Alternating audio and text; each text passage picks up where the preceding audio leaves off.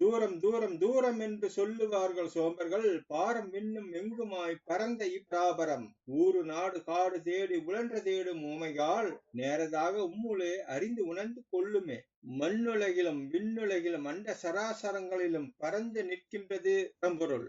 ஆனால் அதை தூரம் தூரம் என்று சொல்லுவார்கள் யோகிகள். துரியமும் கடந்து நின்ற தூர தூர தூரமென சிவவாக்கியாரே பாடியிருக்கிறார்.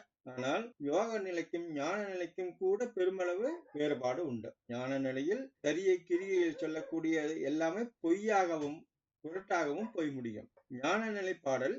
ஆனால் தூரம் தூரம் என்று சொல்லுவார்கள் சோம்பர்கள்னாக்கா யோகிகளையே குறிக்கும். பலர் இதை தவறாக பொருள் கொள்கிறார்கள். பாரும் விண்ணும் பறந்து நிற்கின்ற அந்த பரம்பொருள் தூரத்தில் இல்லை, உங்களுக்குள்ளேயே உள்ளது.